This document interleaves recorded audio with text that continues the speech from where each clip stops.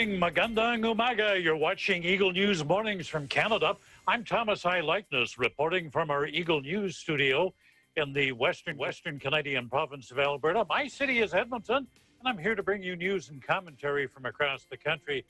It's Monday morning, so let's start the new work week by looking out the window and checking the weather in Metro Manila this morning. AccuWeather forecasting partly sunny skies, high of 34. It'll feel like 37, though. 25% chance of precip and drip, and currently we've got a few clouds. 26 degrees with a real feel of 31. The air quality is fair. Grab that second cup of coffee now, sit back and relax, and I'll tell you what's happening in Canada. First, we'll look at the weather across the country. Our street scene today from Yorkville, Ontario, and we thank Ashley Sackmar for that shot. Starting on the west coast, Victoria earlier today had some mist in the air, 10 degrees. In Vancouver, mostly cloudy and 11. Now we head westward and cross the mountains to Edmonton, and I'll tell you, it's cold here, cloudy, -6 degrees. They had light snow in Calgary and -8. In Saskatchewan, light snow in Regina, -4 degrees. Saskatoon was partly cloudy and -3. Winnipeg, cloudy and 0, and we get to the above 0 temperatures now as we head further east. In Toronto, cloudy and 13. The nation's capital, Ottawa, cloudy and 14. The Atlantic provinces, sunny and 14 in Fredericton. Halifax, mainly sunny and 14. And St. John's, Newfoundland, partly cloudy and 13 degrees. At the top of the news today, maskless protesters, conspiracy theorists. They got together, marched through downtown Vancouver, both yesterday and today. They expressed their discontent with things like mask policies, lockdowns, COVID-19 vaccines. And joining us this morning to report on that, Eagle News correspondent Jeanette Doiseau. Jeanette, what was the scene like in Vancouver?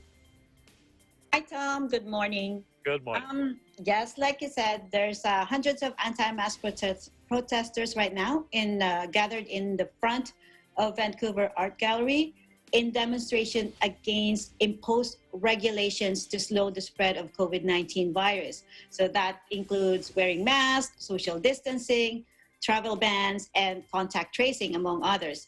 So this gathering, protesters call BC Freedom Mega Rally. But it's not only for anti-mask advocates. So they are joined by anti-vaccine advocates, like you said, 5G and QAnon conspiracy theorists. Last month, there were rallies in Vancouver almost every week, with the biggest one on September 13. So according to the provincial government website, people who organize large, unsafe gatherings or ignore provincial health orders relating to mass gatherings and events can be issued a fine of either $200 or $2,000. But for the September big rally in Vancouver, police did not issue fines. You know, there's like 700 back in September, 700 attendees of the rally. So their main purpose, the police presence, their main purpose was to keep the peace and protect both the public and those protesting.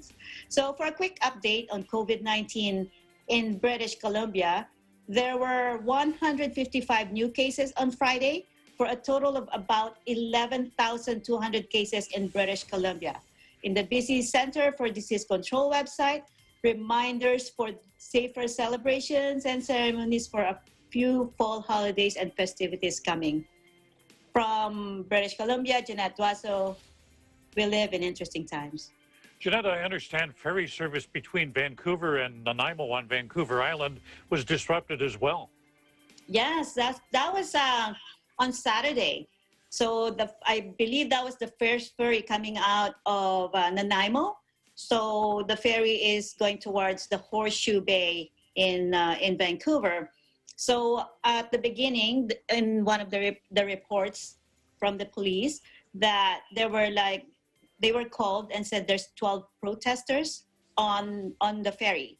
But by the time they closer to the dock, there's like 50 of them. So they probably found each other in the ferry and, you know, they kind of ganged up. But by the time they docked, police were called and, you know, nothing really much happened as long as there's no conflict or there's no brawl or physical harm done to others. They're kind of just letting them be. Jeanette, I'm going to invite somebody else into this discussion now. Our Vancouver Bureau Chief, Jay Suarez. He was at the scene of the demonstration this afternoon. Jay, tell us what you saw. Hi, Tom. Hi, Jeanette. Hopefully we can show the video of what I recorded. But basically, about 150, 200 people were all gathered in front of the Vancouver Gallery, and basically they're just all chanting about how, people are wrong about the masks. They were saying that we should not wear masks. That even doctors are saying that masks are not relevant or they're not even useful because you can still spread disease and droplets through the masks. So yeah, it was a very surreal experience because, we've always been informed by, the doctors, especially the provincial doctors here, provincial health officers, that, we should social distance, we should wear masks to prevent the spread of the virus. And yet in this rally, none of that was being taken, was being done. So it's a surreal experience. Jay, I want to talk about the protesters for a minute. How did you feel being surrounded by all those people? I understand you were one of the few there that actually had a mask on. Yes, actually, yeah. Me and a couple of people were wearing masks. And there was even one point where the person in the microphone was saying that, people who are wearing masks, don't get mad at them because they are ignorant. And when she said that, a lot of people were looking at me and another dude were wearing masks, and it really felt uncomfortable because, I'm trying to keep myself safe, but yet this lady was just saying the complete opposite of what we're supposed to be doing. So yeah, it was a strange experience. Jay, Jeanette, thank you for joining us this morning. We're going to move to Ontario now, where there'll be, I should say, a teacher shortage in that province caused by the pandemic has prompted the province to look at changing the way it hires classroom instructors. We have a report from April Masong-Song.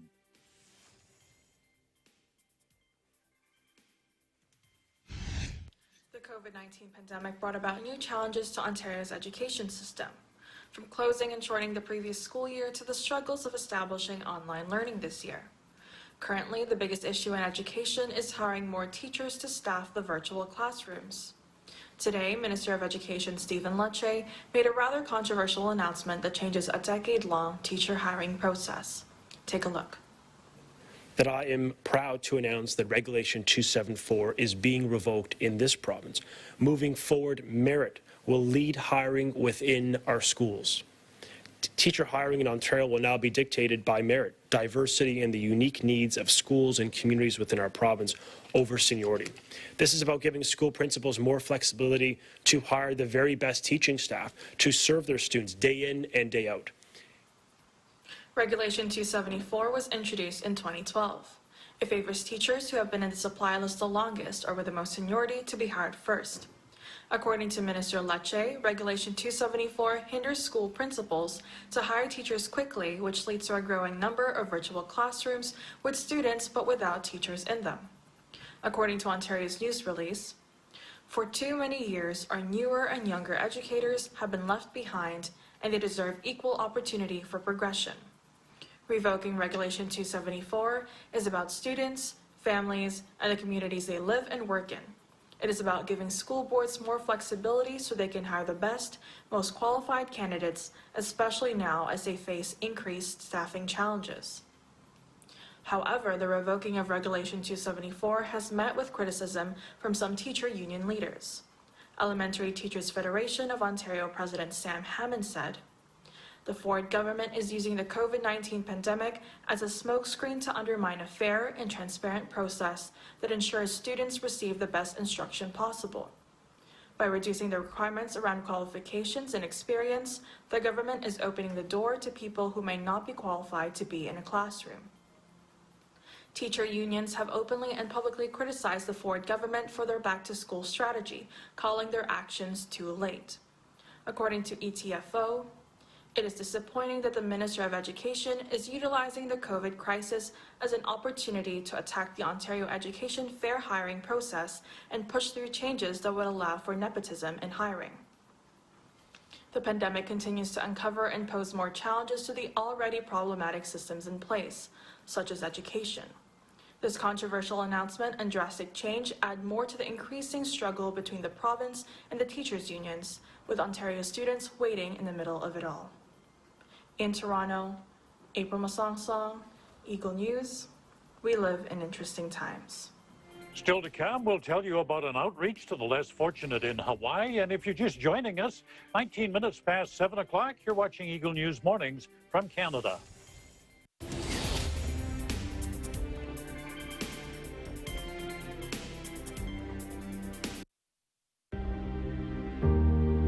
It says the best defense is still containment. We are in uncharted territory.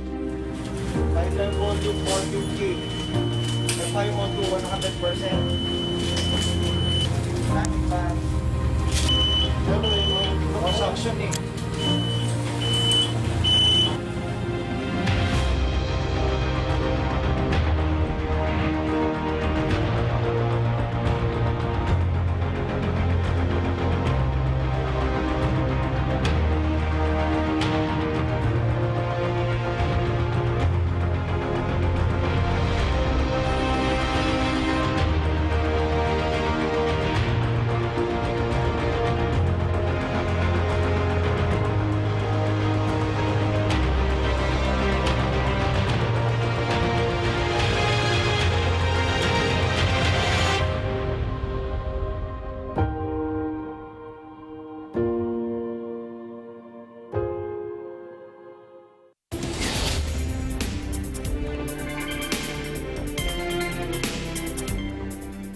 This is Eagle News Mornings from Canada. I'm Thomas I. Likeness. Coming up on 21 minutes past 7 o'clock, 26 degrees under a partly cloudy sky in Metro Manila this Monday morning. In Eva Beach, Hawaii, a church group didn't let the pandemic put the brakes on a drive-through food distribution project. Joining us live to tell us about that, Eagle News correspondent Alfred Asenas. Aloha, Thomas, and you mentioned 26 degrees. We're hovering in 28, almost 30. We wish we could share that hot weather with you. I wish you could too. It's -6 here. -6. Okay, so I'm in Eva Beach at this parking lot behind me. As we speak, you'll see these cars going inside the chapel compound of this drive-through outreach sponsored by the Iglesia Ni Cristo Church of Christ here in Hawaii. So just to give you a nutshell on what's going to work, how it's going to work, you got these vehicles going through registration. Let me get out of frame here. Registration, temperature checks, just like I did, and they're gonna snake their way through from the far end to receive these produce, bread, stuff, so ready to eat and whatnot. You will see a bunch of pallets. Unfortunately, it's on the far side, on the far end of the parking lot, where one of the last leg of the drive-through takes place, and most of the vehicles will drive out to the other side. So there's some order in all this activity, and this is actually not the first time that the Church of Christ is doing this during the pandemic. A few months back, you got different congregations doing their part with their fellow neighbors, and even back in May, there was a door-to-door across the state. So this is what's happening right now, Tom. At the same time, the entire Aloha State is looking forward to do some reopening of businesses and tourism, as now you got tens of thousands of travelers arriving this past weekend here in the Aloha State, Tom. Are the travelers that are arriving, are they coming just from mainland United States or from other countries as well? Well, right now we can only say that a majority, if not all, are from the United States. If there are some foreign travelers, chances are they could have also gone through the U.S. On their way here. Now, just to recall, there's a way to get around this mandatory 14-day quarantine, and that's the pre-travel testing 72 hours prior. You got to have a negative test. You gotta have that confirmation 72 hours before getting over here. Otherwise, you have to go the whole 14-day. For inter-island, there's also a pre-travel testing option to avoid the 14 days. So we've just received word some additional partners that will provide the testing. So all this coming together, I think we're all trying to make an attempt to bring some normalcy back here in the islands, Tom. That pre-testing sounds tempting, and I just might try it. I've got to get out of this cold weather here in Canada. Thank you for joining us this morning, Alfred. We turn to sports now. It's been a week since the long 2019-2020 NBA season ended. 2019, it sounds strange to say it. It feels like we've been in 2020 for about 5 years now. But let's look into the future now. We've got EPC sports correspondent Tenny Sumagi on hand. She's standing by, and she's hoping the New York Knicks will make some noise in a stacked Atlantic division under the new head coach. Tell us about it, Tenny. Good morning. Good morning, Tom. And yes, I'm here to talk about the New York Knicks.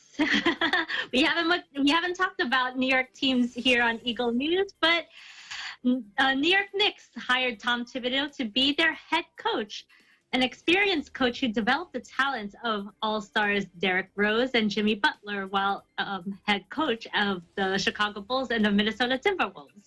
Thibodeau hopes to develop this young, talented Knicks team to be a winning contender in the Eastern Conference.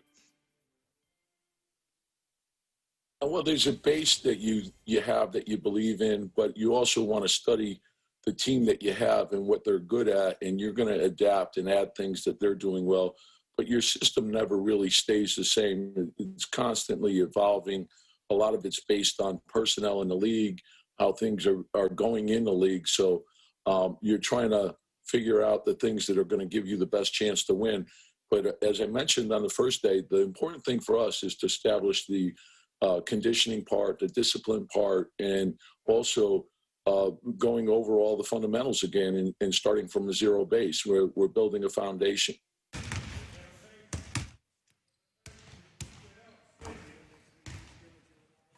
How well will the Knicks fare under Thibodeau? Stay tuned for Eagle News for more off-season developments from the NBA. In New York, Tenny Sumagi, Eagle News, we live in interesting times. Let me pick your brain for a minute, Tenny. On a scale of 1 to 10, just how great do you think the Knicks will be under Coach Tibbs? Well, I just hope that I hope Tom Thibodeau will last more than 2 seasons, unlike the other Knicks coach, Jeff Hornacek and David Fizdale. You know, the Knicks have been the laughingstock in the NBA, and not much has been going on in Madison Square Garden other than disappointment and frustration. So I like this choice that the Knicks hired an experienced head coach in Tom Thibodeau. So I'm hoping he'll develop the talents of R.J.